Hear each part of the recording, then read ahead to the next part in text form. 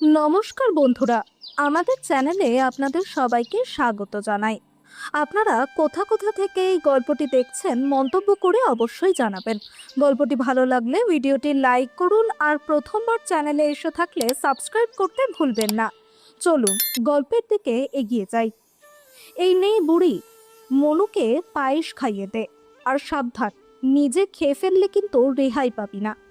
প্রিয়া এই কথা বলতেই কমলা দেবী বললেন, আরে মা, পায়েস রান্না করেছো নাকি? একটু আমাকেও দাও না। কমলা দেবীর কথা শুনতেই প্রিয়া বলল, বা রে বুড়ি, এত বছর ধরে আমাদের উপার্জন খেয়ে শান্তি নেই, এখন পায়েসও চাই? মা, ওইভাবে বলো না।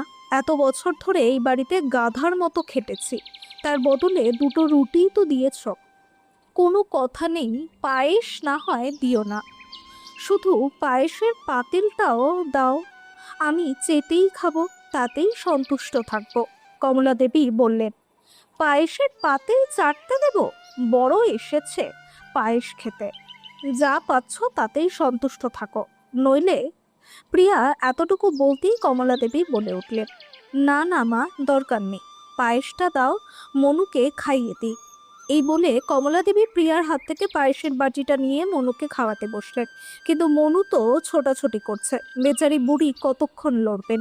মনুকে খাওয়াতে যেতেই মনু ভেগে যাচ্ছে। এভাবে করতে করতে মনুর হাত লেগে পায়েসের বাটি ছিটকে পড়ল, আর পুরো পায়েস মেঝেতে ছড়িয়ে গেল। পায়েস পড়তেই প্রিয়া দৌড়ে বাইরে এলো। মেঝেতে পায়েস ছড়িয়ে পড়তে দেখে সে রাগে অন্ধ হয়ে গেল এবং এলো পাতাড়ি কমলা দেবীকে মারতে শুরু করলো। এতেও রাগ না কমলে সে কাঁচি এনে তার চুল কাটতে লাগলো। মা, ছেড়ে দাও, আমার দোষ নেই, মনুর হাত লেগে পায়েস পড়ে গেছে, মাফ করে দাও আমাকে। কমলা দেবী কাঁদতে কাঁদতে বলছিলেন, বুড়ি, পায়েস দিইনি বলে ইচ্ছা করে ফেলে দিলি? ভেবেছিলিস আমি না খেলে আর কাউকেও খেতে দেব না, আর বাহানা দেখিয়ে বেঁচে যাবি, তাই না? আজ তোকে এত মারবো যে পরের বার বাহানা বানানোর আগে কাঁপতে থাকবি। প্রিয়া বলল এবং কমলা দেবীকে মারতে লাগলো। প্রিয়া যখন ক্লান্ত হয়ে গেল চলে গেল, কিন্তু কমলা দেবী সেখানেই পড়ে রইলেন, কারণ আর উঠে কোথাও যাওয়ার সাহস ছিল না তার। অনেক রাত হয়ে গেছে, শরীরে ব্যথায় কমলা দেবীর ঘুম আসছিল না। কোনো মতে চোখ লেগেছিল, হঠাৎ মাথায় পানি পড়তে ঘুম ভেঙে গেল। চোখ খুলে দেখলেন প্রিয়া তার গায়ে পানি ঢালছে। কমলা দেবী উঠতে চাইলেন, কিন্তু পারলেন না, সারা শরীরে ব্যথা, অথচ প্রিয়ার ভয়ে শুয়েও থাকতে পারছেন না। উঠে যা বুড়ি, বেশি নাটক করার দরকার নেই, এত মারিনি তোকে, যা তাড়াতাড়ি ঘর পরিষ্কার করে সকালের খাবার বানা। আর হ্যাঁ, আগে নিজে খেতে বসে যাস না, মনে রাখিস। প্রিয়া এই বলে চলে গেল। কমলা দেবী কোনোভাবে উঠতে চাইলেন, কিন্তু দাঁড়াতে পারছেন না, পায়ে কোনো সাড়া নেই। অনেক চেষ্টার পরেও উঠতে না পেরে প্রিয়াকে ডাকলেন, প্রিয়া। কমলা দেবীর ডাকে রাগত মুখে প্রিয়া এলো এবং বলল, কি হয়েছে বুড়ি? মা, আমি দাঁড়াতে পারছি না, আমার পায়ে যেন কোনো সাড়া নেই। কমলা দেবী বললেন, সব জানি, এতগুলো কাজ ফাঁকি দেওয়ার বাহানা। সেদিনটাকে ধিক্কার জানাই, যেদিন ভাইয়ের কাছ থেকে তোমাকে আনার কথা ভেবেছিলাম তুমি সব সম্পত্তি নিয়ে আসবে, কিন্তু সব আগেই ভাই নিয়ে নিয়েছিল, আর পাঠিয়ে দিয়েছিল এই বুড়ি গাইকে আমার কাছে। মা, তোমার বৌমাও আমাকে মারতো, ভেবেছিলাম তোমার কাছে অন্তত এই যন্ত্রণাটা থাকবে না। তুমি তো আমার মেয়ে, তুমি নিশ্চয়ই আমার ব্যথা বুঝবে। কিন্তু এখন বুঝলাম বুড়ি গাইয়ের কোনো কদর নেই। যতদিন দুধ দেয়, কাজে লাগে, মানুষ তখনই যত্ন করে, নইলে শুধু মারতেই থাকে। কমলা দেবী বললেন, শোন বুড়ি, তোর জিনিসপত্র বেঁধে নে, তোকে এখনই আমার সঙ্গে চলতে হবে। প্রিয়ার এই কথা শুনে কমলা দেবী বললেন, কোথায় যেতে হবে মা? ভাইয়ের কাছে পৌঁছে দিতে যাচ্ছি। ভাই কেন রাখবে আমাকে? তার তো পিণ্ড ছুটে গেছে আমার থেকে, এখন আমার পিণ্ড ছাড়লেই শান্তি মিলতো, কিন্তু তুমি উঠতেই পারছো না। এই অবস্থায় তোমাকে কোথায় নিয়ে যাব? তাই অন্য কোনো ব্যবস্থা করতে হবে, প্রিয়া বলল। এরপর সে কোথাও বেরিয়ে গেল। কিছুক্ষণ পর ফিরে এলো একটি হুইল চেয়ার নিয়ে, বলল, বসো এতে। মা, আমার কোমরে অনেক ব্যথা, আমাকে ডাক্তারের কাছে নিয়ে চলো। পায়েও হঠাৎ কি হয়ে গেছে? কমলা দেবী বললেন, হ্যাঁ, তোমার সব ব্যথার চিকিৎসা নিয়েই এসেছি, আগে বসো এতে। এরপর প্রিয়া কমলা দেবীকে নিয়ে একটি জায়গায় পৌঁছলো এবং তাকে সেখানেই রেখে চলে যেতে লাগলো। শোন বুড়ি, চুপচাপ এখানেই বসে থাকতে, যতক্ষণ কেউ এসে নিয়ে না যায়। কেউ কিছু জিজ্ঞেস করলে সাবধান, আমার নাম বা আমার ঠিকানা বলবে না, বলবে এই দুনিয়ায় তোমার কেউ নেই। তাহলেই মাথা গোজার ছাদ আর খাবার পাবে, নইলে আমার কাছে ফিরে গেলে কিছুই পাবে না। কমলা দেবী প্রিয়ার এই কথাগুলো শুনে শুধু কাঁদতে লাগলেন, কারণ তিনি বুঝে গিয়েছিলেন তার মেয়ে তাকে পথের ধারে নিঃসহায় ফেলে চলে যাচ্ছে।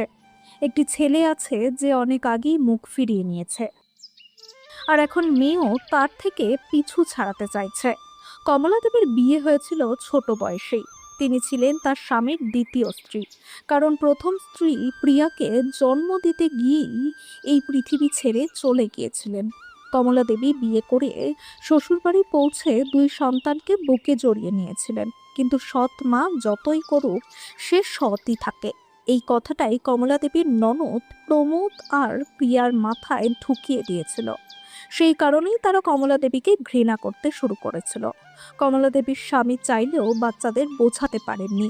দিনে দিনে মনের কষ্টে অসুস্থ হয়ে পড়লেন, আর একদিন তিনিও এই দুনিয়া ছেড়ে চলে গেলেন। কমলা দেবী একা হাড়ভাঙা পরিশ্রম করে দুই সন্তানের বিয়ে দিলেন। এত কিছু করার পরেও প্রিয়া আর প্রমোদের মনে কমলা দেবীর জন্য বিন্দুমাত্র ভালোবাসা জাগলো না। সম্পত্তির লোভে একদিন প্রিয়া কমলা দেবীকে নিজের কাছে নিয়ে এসেছিল, কিন্তু তার কি জানা ছিল যে এই পরিণতি হবে তার? কমলা দেবী মনে মনে ভাবলেন, এরাই আমার সন্তান, যাদের জন্য সারা দুনিয়ার সঙ্গে একা লড়াই করেছিলাম। ছোট বয়সেই বাবার ছায়া উঠে গিয়েছিল, তবুও তাদের মুখের দিকে তাকিয়ে নিজেকে শক্ত করে একা প্রতিটি পরিস্থিতির মোকাবিলা করেছিলাম, আর আজ সেই পরিশ্রমের এই পুরস্কার পেলাম। কমলা দেবীর চোখের জল প্রিয়ার পাষাণ হৃদয় গলাতে পারল না। সে তাকে সেখানে ফেলে চলে গেল। এইভাবে কয়েক ঘন্টা বসে থাকার পর একজন খোড়া লোক সেখানে এলো। সে কমলা দেবীকে জিজ্ঞেস করলো, এখানে বসে আছেন কেন? কমলা দেবী কাউকে না কাউকে সব কথা বলে মনটা হালকা করতে চাইছিলেন, তাই কাঁদতে কাঁদতে সেই খোড়া লোকটিকে নিজের পুরো কাহিনী শুনিয়ে দিলেন। চিন্তা করবেন না, ওই বাড়িটায় যান, ওটা একটা বৃদ্ধাশ্রম। ওরা আপনাকে অবশ্যই সাহায্য করবে, তবে আপনাকে হেঁটেই যেতে হবে, হুইল চেয়ার ওখানে ঢুকবে না। খোড়া লোকটি বলল, কিন্তু আমার কোমর একেবারে ভেঙে গেছে, আমি হয়তো দাঁড়াতেও পারবো না, হেঁটে যাব কিভাবে? কমলা দেবী বললেন, আমার এই স্ক্র্যাচটা নিয়ে যান, ততক্ষণ আমি এই চেয়ারে বসছি। ভেতরে কথা হয়ে গেলে ফিরে এসে আমার স্ক্র্যাচ দিয়ে চেয়ারটা নিয়ে যাবেন। লোকটি বলল, বেচারি অসহায় বুড়ি দুনিয়ার ছলনা বোঝার অবস্থায় কোথায় ছিলেন। তিনি লোকটির কথা মেনে নিলেন, কিন্তু ভেতরে গিয়ে জানতে পারলেন ওটা কোনো বৃদ্ধাশ্রম নয়। হোঁচট খেতে খেতে যখন আবার বাইরে বেরিয়ে এলেন, দেখলেন সেই খোড়া লোক তার একমাত্র সম্বল হুইল চেয়ারটা নিয়ে চলে গেছে। এবার কমলা দেবী বুঝতে পারলেন সেই লোক হুইল চেয়ার হাতিয়ে নেওয়ার জন্যই এই চাল চেলেছিল। আগে থেকেই দুঃখে ভরা মন, তার উপর এই ঘটনা, সব মিলিয়ে মরে যেতে ইচ্ছা করছিল তার, কিন্তু ভাঙা কোমর আর অসাড় পা নিয়ে যাবেনই বা কোথায়? সেই খোড়া লোকের দেওয়া স্ক্র্যাচে ভর দিয়ে কোনো মতে সামনের গাছের নিচে গিয়ে বসলেন। সেখান থেকে পথ দিয়ে যাওয়া প্রতিটি মানুষের পায়ে হাত দিয়ে সাহায্য চাইতে লাগলেন। ব্যথায় ছটফট করতে করতে কাউকে বলছেন একটু হাসপাতালে রেখে দিতে, কিন্তু কেউ তার দিকে ফিরেও তাকাচ্ছে না। এইভাবে কয়েক ঘন্টা কেটে গেল। প্রচন্ড গরম, তার উপর ভাঙা কোমরের যন্ত্রণা, সব সহ্য করছেন কমলা দেবী, তবু মানুষের কাছে হাত পাততে থামলেন না। বাবা মা, একটু সাহায্য করো, কোনো সরকারি হাসপাতালে রেখে দাও আমাকে, আর এই ব্যথা সহ্য হচ্ছে না, মরে যাব বাবা, একটু সাহায্য করো। কমলা দেবী বারবার বলে যাচ্ছিলেন। একটু পরে কয়েকজন ছেলে একটি গাড়ি থেকে নামলো। গাড়ির ছাদে একটি কেক রেখে তাদের একজনের জন্মদিন পালন করতে লাগলো। কমলা দেবী হামাগুড়ি দিয়ে তাদের কাছে পৌঁছলেন।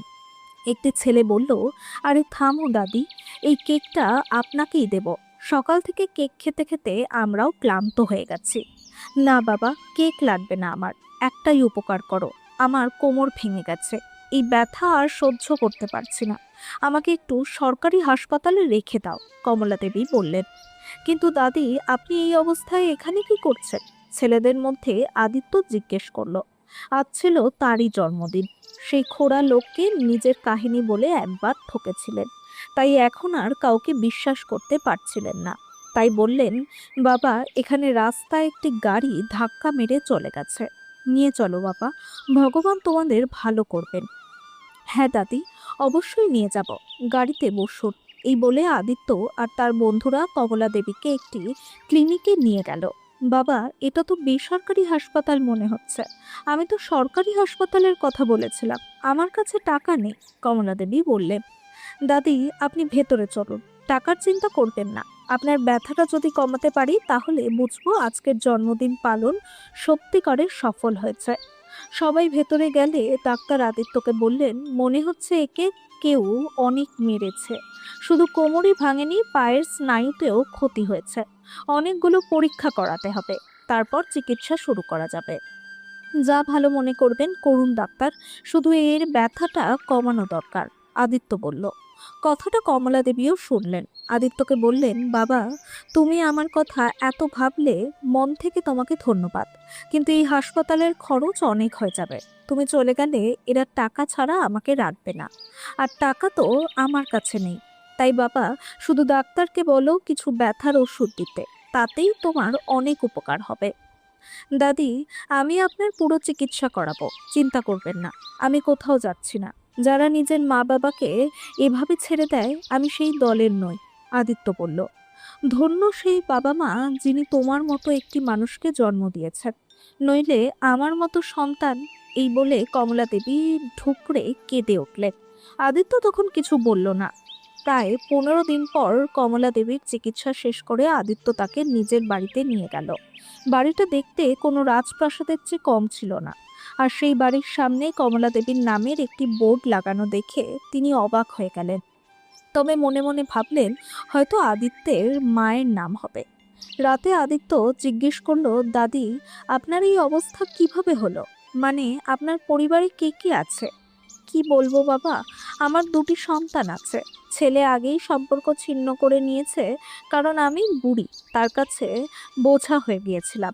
মেয়ে সঙ্গে নিয়ে গেল, আর এমন অবস্থা করলো যে না বাঁচতে পারছিলাম না মরতে পারছিলাম। এরপর কমলা দেবী রাস্তায় ফেলে যাওয়া পর্যন্ত পুরো কাহিনী আদিত্যকে বলে দিলেন। বাবা, এখন শুধু মরার অপেক্ষায় আছি, এইসব কষ্ট থেকে মুক্তি পাবো। কমলা দেবী বললেন, এভাবে মরবেন কেন দাদি? যারা আপনার সঙ্গে অন্যায় করেছে তাদের কাছ থেকে প্রতিশোধ নেবেন না? আদিত্য বলল, বাবা, নিজের সন্তানের কাছ থেকে একজন মা প্রতিশোধ নেবে? এ কেমন কথা বলছো? কমলা দেবী বললেন, হ্যাঁ দাদি, আপনার সন্তানরা শুধু আপনার উপর অত্যাচারই করেনি, আপনি বেঁচে থাকতে আপনার শ্রাদ্ধ করে দিয়েছে, মৃত্যুর আনন্দও পালন করে নিয়েছে। এমন সন্তানদের একটু শিক্ষা দেওয়া তো দরকার, তাই না? আদিত্যের কথায় কমলা দেবী চমকে উঠলেন। এর আগেই আদিত্য বলল, দাদি, আমি পিন্টু। আপনি চিনতে পারেননি? চিনবেনই বা কিভাবে? যখন আমি ছোট ছিলাম তখনই পিসিমা আমাকে বাবার কাছ থেকে নিয়ে গিয়েছিল। তারপর আমি বাইরে চলে গেলাম। আমি কয়েকবার বাবাকে বলেছিলাম আপনার সঙ্গে দেখা করিয়ে দিতে, কিন্তু বাবা প্রতিবার এড়িয়ে গেছে। যখন চাকরি পেয়ে বাড়ি ফিরলাম, দেখলাম পিসিমা আর বাবা মিলে আপনার সঙ্গে কি করছে।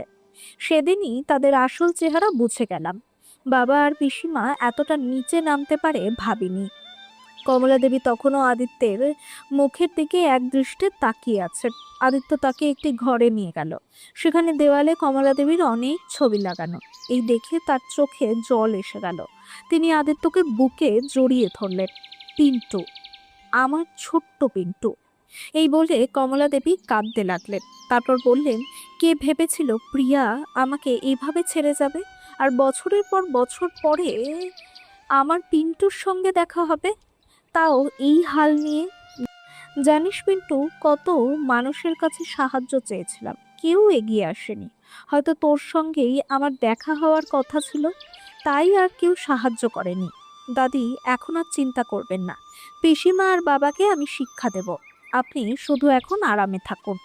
সত্যি বাবা? হ্যাঁ দাদি, বাইরে যে নামের বোর্ড দেখছেন, এই বাড়িটা আপনার নামেই কেনা। দাদু চাইতেন আপনাদের 50তম বিবাহ বার্ষিকীতে এমন একটি সুন্দর বড় বাড়ি আপনাকে উপহার দিতে, কিন্তু দাদু সময়ের আগেই আমাদের ছেড়ে চলে গেলেন। হলঘরে রাখা একটি মেয়ের ছবির দিকে তাকিয়ে কমলা দেবী জিজ্ঞেস করলেন, বাবা, এটা কার ছবি? দাদি, এ আপনার নাত বউ। কিছুদিনের জন্য কাজের সূত্রে বাইরে গেছে, কয়েকদিনের মধ্যে ফিরলে আপনার সঙ্গে পরিচয় করিয়ে দেব। আপনি এখন আরাম করুন। এই বলে আদিত্য কিছু কাজে গ্রামে চলে গেল। দাদির সঙ্গে বাবা আর পিসিমা যা করেছে তার শিক্ষা দেওয়ার কাজ বাকি ছিল। আদিত্য চলে যেতেই কাজল সেখানে পৌঁছলো। বাড়িতে কমলা দেবীকে দেখে তার রাগ চড়ে গেল। এই বুড়ি, এই বাড়িতে কি করছো তুমি? মা, আমি তোমার শ্বশুর মশাইয়ের মা। আরে, আদিত্যের দাদি তো কবেই মারা গেছে, তাহলে দাদি শাশুড়ি কোথা থেকে এলেন? চলো, বেরিয়ে যাও এখান থেকে। চাকররা বলল, কিন্তু মালকিন, উনি সত্যিই আদিত্যবাবুর দাদি। বাবু আমাদের দাদির সব দেখাশোনা করতে বলে গেছেন। চুপ করো তোমরা, যাও নিজেদের কাজ করো। কাজল কমলা দেবীর কোনো কথাই শুনল না এবং তাকে বাড়ি থেকে বের করে দিল। কমলা দেবী বেচারি সেই অচেনা শহরে যাবেনই বা কোথায়? পাড়ার গলিতে সকাল সন্ধ্যা ভিক্ষা করে পেট চালাতে লাগলেন, আর রাতে এসে বাড়ির বাইরে বসে থাকতেন, শুধু রাস্তার দিকে তাকিয়ে নাতির অপেক্ষায়। অন্যদিকে আদিত্য পিসিমা আর বাবাকে শিক্ষা দেওয়ার কাজে ব্যস্ত ছিল। ভেবেছিল কাজল আরো 15 দিন পরে আসবে, ফিরে এলে দাদিকে দেখে অবাক হবে। চাকররাও দাদির ঠিকমতো দেখাশোনা করছে, এই ভেবে দাদির বিষয়ে তার কোনো চিন্তা ছিল না। কিন্তু সে কোথায় জানতো যে কোটি টাকার মালকিন হয়েও কমলা দেবী একজন ভিখারির মতো রাস্তায় রাস্তায় ঘুরে বেড়াচ্ছেন। কাজল চাকরদের সবকিছু আদিত্যকে জানাতে নিষেধ করে দিয়েছিল, কিন্তু যখন সমস্ত কাগজপত্রের কাজ শেষ করে আদিত্য শহরে ফিরল, নিজের দাদিকে রাস্তায় ভিক্ষা করতে দেখে তার পায়ের তলার মাটি সরে গেল। দাদি, আপনি এটা কি করছেন? কমলা দেবী ঠুকরে কেঁদে উঠলেন এবং সব সত্যি কথা বলে দিলেন। কাজলকে সামনে দেখতেই আদিত্য তার গালে একটি জোরালো চড় কষিয়ে দিল। আমার দাদির সঙ্গে এটা করার সাহস তোমার হলো কিভাবে? কাজল হতভম্ব হয়ে বলল, আদিত্য, কিন্তু তুমিই তো বলেছিলে তোমার দাদি কবেই মারা গেছে। হ্যাঁ, বলেছিলাম, কিন্তু এটা আমি এইমাত্র জানলাম। তবে দাদি আমার হোক বা অন্য কারোর, একজন মানুষের মধ্যে এটুকু মানবতা তো থাকা উচিত। আমি এটা মেনে নেব না। যদি তোমার দাদিকে নিয়ে কোনো আপত্তি থাকে সরাসরি বলতে পারতে। দাদির কারণে আমি তোমাকে ছাড়তে পারি। দাদির জন্য নিজের বাবা মাকে ছেড়েছি, তোমাকে ছাড়া তো আরো সহজ। কাজল লজ্জায় মাথা নামিয়ে নিল এবং কমলা দেবীর কাছে হাত জোড় করে ক্ষমা চাইল। কমলা দেবীও তাকে ক্ষমা করে দিলেন, কারণ সন্ধ্যায় ঘরে ফেরা পথিককে হারানো বলা যায় না। পরের দিন আদিত্য গ্রামের বাড়িতে ফিরে গেল। বাবার সঙ্গে কিছুই বলল না, সেখানেই থেকে গেল। এটা দেখে বাবা মা খুব খুশি হলেন, মনে করলেন ছেলে ফিরে এসেছে। একদিন আদিত্য বসে মোবাইল দেখছে আর বাবা প্রমোদ টেলিভিশন দেখছে। হঠাৎ দরজায় কড়া নাড়ার শব্দ হলো। দরজা খুলে দেখলেন একজন ডাকপিয়ন একটি খাম নিয়ে দাঁড়িয়ে। প্রমোদ খামটি খুলে দেখলেন এবং সঙ্গে সঙ্গে কাউকে ফোন করলেন। আদিত্য চুপচাপ সব দেখলো, এমন ভাব দেখালো যেন তার মনোযোগ অন্য কোথাও। হ্যালো প্রিয়া, বড় ঘটনা ঘটে গেছে, মাকে খুঁজে বের করতে হবে, তুমি তাড়াতাড়ি বাড়ি এসো। একটু পরেই প্রিয়া চলে গেল। প্রমোদ তাকে নিজের ঘরে নিয়ে গেলেন। আদিত্য চুপি চুপি দরজার বাইরে দাঁড়িয়ে তাদের কথা শুনতে লাগলো। প্রিয়া, মায়ের নামে 50 লাখ টাকার বীমার মেয়াদ শেষ হয়েছে, কিন্তু টাকা তুলতে মায়ের সই লাগবে। মা আগে আমার সঙ্গে ছিলেন, তাই আমার ঠিকানায় খামটা এসেছে। প্রমোদ বললেন, 50 লাখ? কিন্তু মাকে খুঁজবো কোথায়? আর পেলেও মানুষকে কি বলবো? তার শ্রাদ্ধ তো দিয়েই ফেলেছি। প্রিয়া বলল, মানুষের কথা তোমার মাথায় আছে, আমার কাছে শুধু 50 লাখের গন্ধ আসছে। একবার বুড়িকে পেলে যা করার করা যাবে, মানুষকে যা বলার বলা যাবে। প্রমোদ বললেন, কিন্তু আমাদের এত অত্যাচারের পরে উনি কি আমাদের সই দেবেন? প্রিয়া বলল, স্বেচ্ছায় দেবেন না, কিন্তু তার কাছ থেকে সই নেওয়ার কায়দা আমরা জানি। এই বলে প্রমোদ আর প্রিয়া হেসে উঠল। ঠিক আছে দাদা, কিন্তু তাকে খুঁজবো কোথায়? আদিত্য সব শুনে কমলা দেবীকে ইচ্ছাকৃতভাবে প্রমোদের সামনে নিয়ে এলো, এমনভাবে দেখালো যেন এটা কাকতালীয়ভাবে হয়েছে। প্রমোদ মাকে দেখে আনন্দে লাফিয়ে উঠলে এবং খুব আদর করে ঘরে নিয়ে গেলেন। তারপর প্রিয়াকে সুসংবাদ দিলেন। প্রিয়া ছুটে এলো এবং মাকে জড়িয়ে ধরে বলল, কোথায় চলে গিয়েছিলে মা? কমলা দেবী সব আগে থেকেই জানতেন আদিত্যের পরিকল্পনা, তাই তিনি চুপ করে এইসব নাটক দেখছিলেন। প্রমোদের স্ত্রী শান্তি, প্রমোদ, প্রিয়া আর তার স্বামী রমেশ সবাই সেখানে ছিল। প্রমোদ বললেন, মা, তোমাকে সামনে দেখে আমার আনন্দের সীমা নেই। হ্যাঁ মা, হারানো মাকে সামনে দেখলে কে না খুশি হবে, প্রিয়া বলল। তারপর প্রমোদ বললেন, মা, আগামীকাল তোমাকে ব্যাংকে যেতে হবে কিছু কাগজে সই করতে। কোন কাগজ? তোমার বীমার কাগজ। তোমরা এত কিছু করার পরেও যদি মনে করো এই মিষ্টি কথায় আমি গলে যাব, এটা তোমাদের ভুল ধারণা, কমলা দেবী বললেন। হ্যাঁ হ্যাঁ, আমাদের ভুলই হয়েছে এত ভালোভাবে কথা বলে। লাঠির ভূতকে কথায় কে মানায়? চুপচাপ সই করে দাও, নইলে। প্রমোদ আর প্রিয়া উঠে দাঁড়িয়ে কমলা দেবীর উপর হাত তুলতে যাচ্ছিল। বাবা থামো, আর নয়। আদিত্য সামনে এসে দাঁড়ালো। হাত তোলার আগেই জেল হবে। দাদি, আমাদের কাছে ওদের স্বীকারোক্তি আর পুরো আচরণের প্রমাণ আছে। এখন থেকে আপনি শান্তিতে থাকবেন, কারণ এই ভাই বোন আপনাকে সামান্য কষ্ট দিলেই জেলে যাবে। এই ভিডিও ওদের জেলে পাঠানোর জন্য যথেষ্ট। এটা কি আদিত্য, নিজের বাবা আর পিসিমার সঙ্গে এভাবে কথা বলছো? প্রমোদ বললেন, বড়দের সঙ্গে কেমন ব্যবহার করতে হয় তা তো আপনাদের কাছ থেকেই শিখেছি, তাই না বাবা? এটুকু তো ভালো মনে করুন যে আপনাদের মতো আমি আপনাদের গায়ে হাত তুলছি না। আদিত্য এই বলতেই প্রমোদ তার উপর হাত তুলতে গেলেন। আদিত্য তার হাত ধরে বলল, থামুন বাবা, এখন আপনার দুটো পথ। হয় দাদিকে পূর্ণ সম্মান দিয়ে তার সমস্ত সম্পত্তি ফিরিয়ে দেবেন, নইলে জেলে যাবেন। আর পিসিমা, আপনিও দাদিকে কষ্ট দেওয়ায় সমান অংশীদার। আপনার শাস্তি হলো আজ থেকে কখনো দাদির সামনে আসার চেষ্টা করবেন না। ভয়ে প্রমোদ সবকিছু ফিরিয়ে দিলেন এবং রাস্তার ধারে একটি ছোট ঘরে বাকি জীবন কাটাতে লাগলেন। আর কমলা দেবী নিজের বাড়িতে নাতি আর নাত বউয়ের সঙ্গে শান্তিতে দিন কাটাতে লাগলেন। একদিন কমলা দেবী বললেন, আদিত্য বাবা, জানি না তুই আমার কোন পুণ্যের ফল, কিন্তু আজ মনে হচ্ছে আমার জীবন সত্যিকারের সফল হয়েছে। সত্যিই ভগবান আছেন। এই বলতে বলতে কমলা দেবী কেঁদে ফেললেন। কাজল আর আদিত্য দুজনে মিলে দাদিকে বুকে জড়িয়ে ধরল। প্রমোদ আর প্রিয়া বহুবার কমলা দেবীর সঙ্গে দেখা করার চেষ্টা করেছিল, কিন্তু আদিত্য চাকরদের স্পষ্ট নির্দেশ দিয়ে রেখেছিল যে তাদের কোনোভাবেই বাড়িতে ঢুকতে দেওয়া যাবে না। দীননাথ বাবুর স্ত্রীর মৃত্যু হয়েছিল 2 বছর আগে। তারপর থেকে তিনি জীবনে একেবারে একা হয়ে গিয়েছিলেন। দীননাথ বাবুর জীবন খুব সুন্দরভাবেই কাটছিল, কিন্তু হঠাৎ এক ঝড় এসে তার স্ত্রী গোমতী দেবীকে সবকিছু থেকে ছিনিয়ে নিয়ে গেল। ক্যান্সার রোগে আক্রান্ত হয়ে তার মৃত্যু হয়েছিল। অনেক চিকিৎসা করানো হয়েছিল, কিন্তু তাকে বাঁচানো যায়নি। দীননাথ বাবুর একটি ছেলে আর একটি মেয়ে আছে। দুজনেরই বিয়ে হয়ে গেছে। আজ দীননাথ বাবু খুব বিষণ্ণ হয়ে বসেছিলেন, কারণ আজকের এই দিনেই তার স্ত্রী চলে গিয়েছিলেন। চোখে জল নিয়ে স্ত্রীর ছবি বুকে জড়িয়ে বসেছিলেন। মনে মনে ভাবছিলেন, তিনি বাঁচলেন কি মরলেন, কারোর কিছু যায় আসে না। স্ত্রীর ছবি বুকে চেপে ধরে ঠুকরে ঠুকরে কাঁদছিলেন।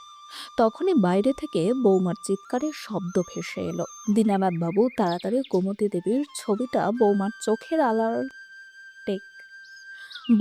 চোখের আড়াল করে আলমারিতে রেখে দিলেন। প্রিয়া তার স্বামী প্রীতমকে চিৎকার করে বলল, তোমার বাবাকে ডেকে নিয়ে আসো, জানো তো আজ কি দিন?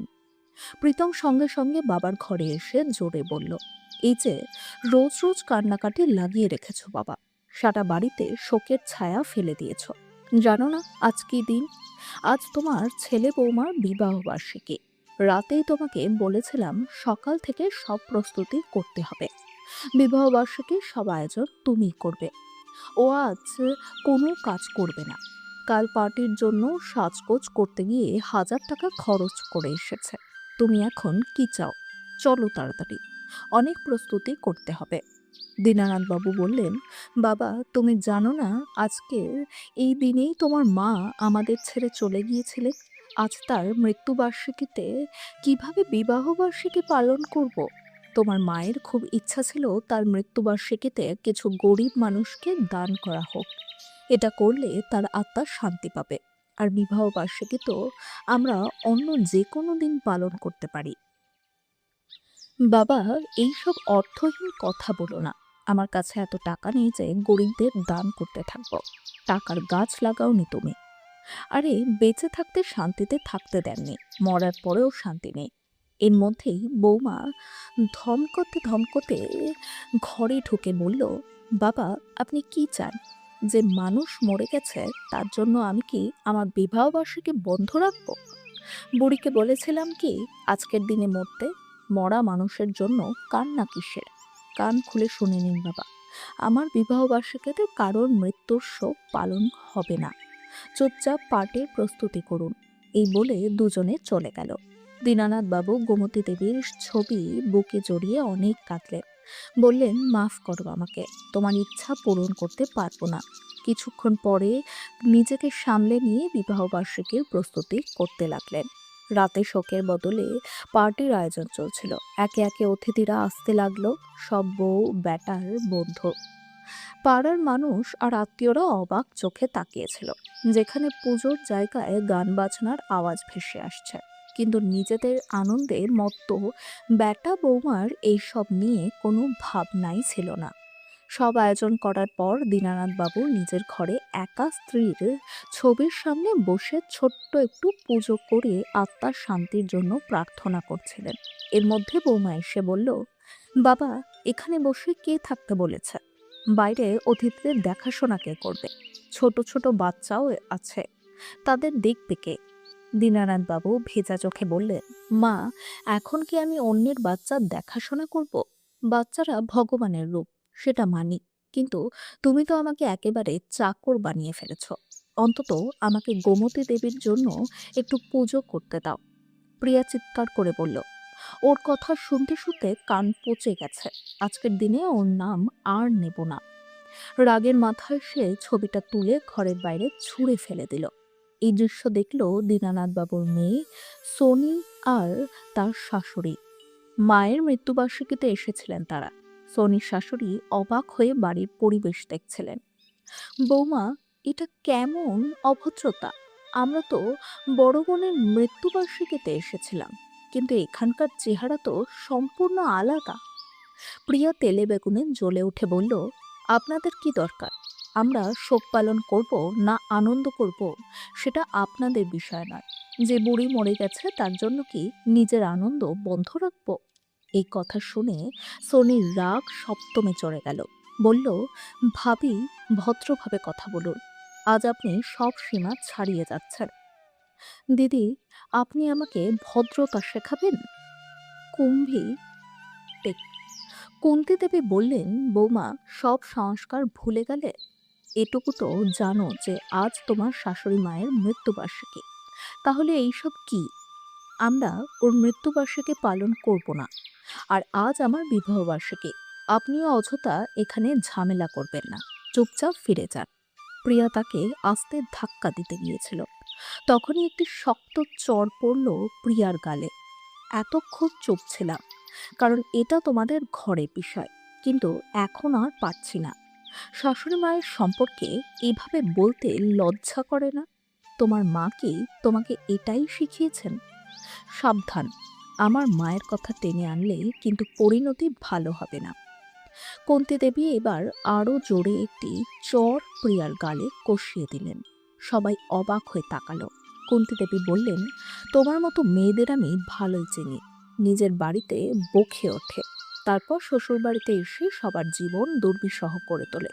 প্রতিদিন এই ধরনের অভদ্র আর বেপরোয়া মেয়েদের সঙ্গে আমার মোকাবিলা হয়, বুঝলে? আপনি একজন আইনজীবী হয়ে আমাদের বাড়িতে এসে আমাদের অপমান করছেন। প্রীতম চোখ পাকিয়ে চিৎকার করে উঠল। কুন্তী দেবী তখন প্রীতমের গালেও একটি চড় কষিয়ে দিলেন। বাহ বেটা বাহ, মায়ের ঋণ কি সুন্দর শোধ করলে। মায়ের মৃত্যুবার্ষিকীর দিনে এখানে বিবাহ বার্ষিকী পালন হচ্ছে। স্ত্রীর পেছনে লাখ টাকা খরচ করতে পারো, কিন্তু মায়ের একটা ছোট্ট ইচ্ছা পূরণ করতে পারো না, একটুখানি পুজো করতে পারো না। তোমাদের দুজনকেই লজ্জা পাওয়া উচিত। কুন্তি দেবী সবাইকে এতটাই লজ্জিত করলেন যে পার্টিতে আসা সব অতিথি মাথা নামিয়ে একে একে চলে যেতে লাগলো। কুন্তি দেবী দীনানাথ বাবুর দিকে সহানুভূতির হাত বাড়িয়ে দিলেন। ভাই সাহেব এত কষ্টে ছিলেন, আমাদের বলেননি কেন? আমরা কি আপনার আপনজন নই? দীনানাথ বাবু ঢুকরে কেঁদে উঠলেন। বাবার এই অবস্থা দেখে সোনির বুক ফেটে যাচ্ছিল। ভালো হয়েছিল রমেশ কাকু কিছুদিন আগেই ভাই আর ভাবির আসল চরিত্রের কথা জানিয়েছিলেন, নইলে বাবা কি হতেন কে জানে। কুন্তি দেবী দীনানাথ বাবুকে বললেন, ভাই সাহেব এখন চুপ করুন, ভয় পাবেন না। আমাকে বলুন এরা আপনার উপর কি কি করেছে। দীনানাথ বাবু কুন্তি দেবীর সহানুভূতি পেয়ে মনের বাঁধ ভেঙে দিলেন এবং অতীতের সব কথা বলতে লাগলেন। এই বুড়ো, বাবাকে বুঝিয়ে দাও, 4 দিন পরে বাড়িতে শিবরাত্রির পুজো আছে। সেদিন অন্তত আমার মেজাজ খারাপ করো না। নিজের ঘরে চুপচাপ থাকবে। যদি ঘর থেকে বেরো আর কিছু উল্টোপাল্টা হয়, তাহলে আমি একটুও সহ্য করব না। ভুলে যাব যে তুমি আমার শ্বশুর, বাড়ি থেকে বের করে দেব। তুমিও আটকাতে পারবে না। প্রিয়া এই কথা তার স্বামী প্রীতমকে বলল। প্রীতম বলল, তুমি কি চাও? আমি বাবাকে বোঝাতে চাই? অন্তত বাবাকে তো তুমি সামলাতে পারো। সত্যিই বলেছে। যত বড় মানুষ হোক, স্ত্রীর সামনে সবার কথা বন্ধ হয়ে যায়। দেখো, তোমার বাড়ির লোকজন আসছে, তাদের সামনে সম্মান বাঁচাতে হলে বাবাকে ভালোভাবে বুঝিয়ে দাও, আর এসব ঝামেলা থেকে আমাকে দূরে রাখো। বাইরের সমস্যাই কম নয়, তার উপর ঘরের সমস্যাও আমাকে সামলাতে হচ্ছে। ঠিক, আমাকে সামলাতে দিচ্ছ। এই বলে প্রীতম চলে গেল। প্রীতম চলে যেতেই প্রিয়া বিড়বিড় করতে লাগলো, এবার বুড়োকে ভালো মতো বুঝিয়ে দেব। বাধ্য হয়ে রাখছি, তাই রাখছি। শিবরাত্রির পুজো নষ্ট হলে একটা ব্যবস্থা ভাবতে হবে। এখনকার মতো ধমকেই কাজ চালাতে হবে। এই বলে সে শ্বশুরের ঘরে ঢুকে বলল, বাবা, 4 দিন পরে শিবরাত্রির পুজো আছে। সেদিন আমাদের নাতির প্রথম জন্মদিনও। ওই দিন কোনো ঝামেলা চাই না, তাই ভালো হবে আপনি নিজের ঘরেই থাকুন।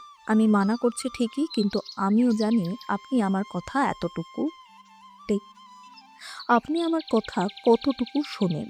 আপনি ঠিকই এদিক সেদিক ঘুরবেন, তার পরিণতির জন্য তৈরি থাকুন। এই বলে সে চলে গেল। দীনানাথ বাবু ভাবতে লাগলেন, আমার সন্তানেরা আমাকে বাধ্য হয়ে রাখে। এদের মাথায় ছেলের জন্মদিন, শিবরাত্রি, অতিথি, কিন্তু বাবার কথা নেই। উৎসবের রান্নার গন্ধ সারা বাড়িতে ছড়িয়ে পড়েছিল। সবার হাসির শব্দ দীনানাথ বাবুর কানে আসছিল, কিন্তু সাহস কোথায় যে তিনি সেই আনন্দের অংশ হবেন। নির্দেশ পেয়েছেন ঘরে চুপ করে বসে থাকতে, তবু রান্নার সুঘ্রাণ তাকে টানছিল। দীনানাথ বাবু মনে করলেন, কি আগ্রহ নিয়ে মেয়ে আর স্ত্রীকে নিয়ে শিবরাত্রি পালন করতেন। গোমতী দেবী নিজের হাতে তাকে আর ছেলেকে পায়েস খাওয়াতেন। স্ত্রীর মৃত্যুর পর সেই সব যেন এক স্বপ্ন হয়ে গেছে। ছেলে বিয়ে করে বড় মানুষ হয়েছে, কিন্তু কেমন বদলে গেছে। উৎসবের সঙ্গে নাতির জন্মদিনও, তাই সাধারণ আয়োজন হওয়ার প্রশ্নই নেই। ছেলের বন্ধু আর বৌমার বাড়ির লোকজন সবাই এসেছিল। বৌমার বাড়ির লোকেরা দীনানাথ বাবুর সঙ্গে তেমন কথা বলতো না, আর দীনানাথ বাবু নিজেও ঘর থেকে কমই বেরোতেন। কারণ একটু বাইরে এলেই প্রিয়ার মুখ কালো হয়ে যেত। তার মনে হতো তার আশাতেই উৎসব মাটি হয়ে যাবে। তিনি যেন একটা বোঝা, সবাই সরাতে চায় কিন্তু পারছে না। দীনানাথ বাবু একা ঘরে বসে স্ত্রীর ছবির সামনে বললেন, তোমার ছেলে বৌমার ইচ্ছা থাকলে আমাকে বাড়ি থেকে বের করে দিত, কিন্তু লোকে কি বলবে, এই ভয়ে পারছে না। আর আনন্দ, টেক, এই বাধ্যতাই রাখছে। বাইরে আলো আর আনন্দ, আর এই ঘরে শুধু আমি আর আমার একাকিত্ব। বলতে বলতে চোখ ভরে এলো। এর মধ্যেই হঠাৎ প্রিয়া দরজা খুলে একটা পোশাক ছুঁড়ে দিয়ে বলল, এই নিন, এটা পরে নেবে। কেউ ভুলে ভটকে এই ঘরে এসে পড়লে আমাদের সম্মান যাবে। ভালো করে হাত মুখ ধুয়ে চুল আঁচড়ে নেবেন। কেউ এলেই শুধু নমস্কার করবেন, হ্যাঁ নাতে জবাব দেবেন। বেশি কথা বলার দরকার নেই। প্রিয়া বলেই যাচ্ছিল, কিন্তু দীনানাথ বাবুর মন চলে গেছিল রান্নাঘরের সুঘ্রাণের দিকে। হঠাৎ প্রিয়া তার কাঁধে হাত রেখে ঝাঁকি দিয়ে বলল, শুনছেন নাকি আমি একা বলে যাচ্ছি? দীনানাথ বাবু সম্বিত ফিরে পেয়ে বললেন, হ্যাঁ হ্যাঁ বৌমা, তা বলো তো, শিবরাত্রি আর নাতের জন্মদিনে কি কি রান্না হচ্ছে? প্রিয়া বিরক্ত হয়ে বলল, সব সময় শুধু খাওয়ার কথা, কিছু বললাম তো শুনলেনই না। টেক, কিছু বললাম তো শুনলেই না। পুজো আমি করব, আপনার বাইরে আসতে হবে না। কেউ এলে বেশি কথা বলার দরকার নেই। আর সন্ধ্যায় জন্মদিনের অনুষ্ঠানেও বাইরে আসবেন না। দীনানাথ বাবু মাথা নাড়লেন, তারপর বললেন, বৌমা, জন্মদিনের কথা ছেড়ে দাও, অন্তত শিবরাত্রির পুজোতে কি আমি থাকতে পারবো না? না, একেবারেই না। দীনানাথ বাবু বললেন, বৌমা, খুব খিদে পেয়েছে, একটু কিছু খেতে দাও, সকালে শুধু পাতলা ডাল খেয়েছি। প্রিয়া তার দিকে এমনভাবে তাকালো যেন অন্যায় কিছু চাওয়া হয়েছে। তারপর কোনো কথা না বলে চলে গেল।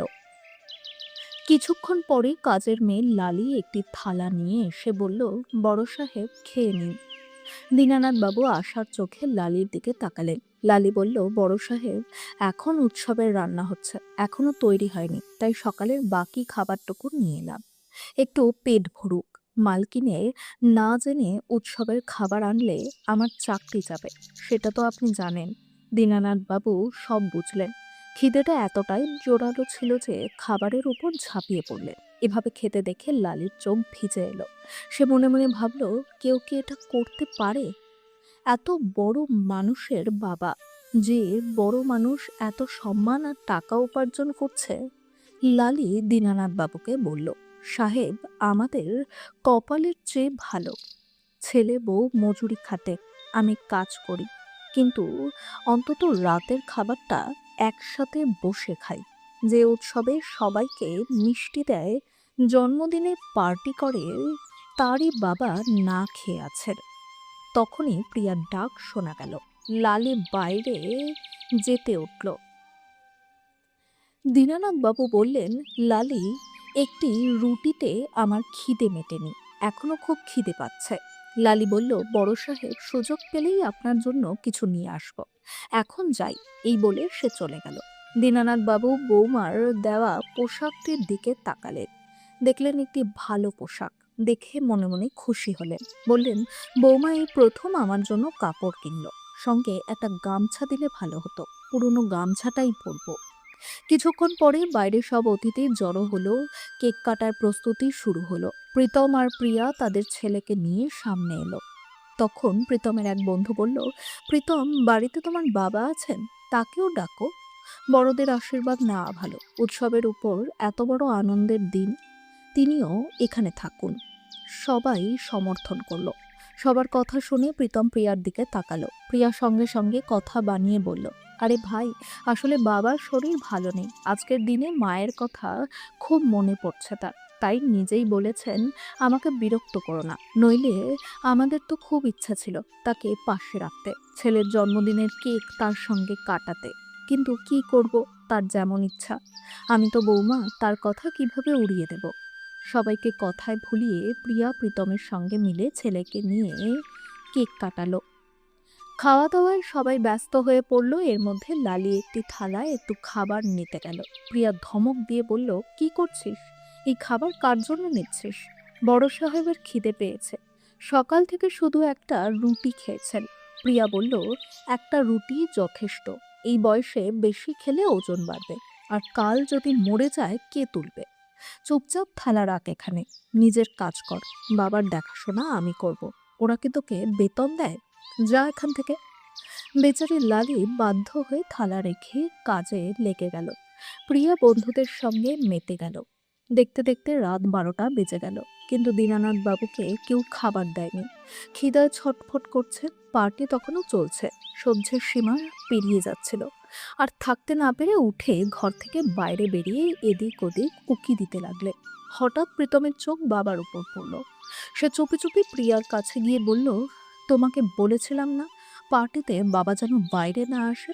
কত বড় বড় মানুষ এসেছেন, বাবাকে সামলে রাখতে বলেছিলাম, একটা কাজও হলো না। আমার সম্মানের কথা একটুও ভাবলে না। তাড়াতাড়ি বাবাকে ভেতরে নিয়ে যাও, কেউ দেখার আগেই। প্রিয়া তড়িঘড়ি বাবার কাছে গিয়ে হাত ধরে টানতে টানতে কানে কানে বলল, বলেছিলাম না বাইরে আসবেন না, কথা শোনেন না কেন? তারপর অন্যদের সামনে বলল, আসুন বাবা, ভেতরে আসুন, বিশ্রাম করুন। দীনানাথ বাবু খিদায় কাতর হয়ে সবার সামনেই বলে উঠলেন, বৌমা, উৎসব আর জন্মদিনের দিনেও আমাকে ঘরে বন্ধ করে রাখছো কেন? আমার খুব খিদে পেয়েছে, কিছু খেতে দাও। হঠাৎ দীনানাথ বাবুর গলার শব্দে সবার দৃষ্টি সেদিকে গেল। সবাই অবাক হয়ে তাকালো। একজন মহিলা আরেকজনের কানে বলল, এত বড় মানুষের বাবা এখনো না খেয়ে আর ছেলে সবাইকে পায়েস খাওয়াচ্ছে, বৌমা পার্টিতে মজা করছে। বাকিরাও চাপা গলায় কথা বলতে লাগলো।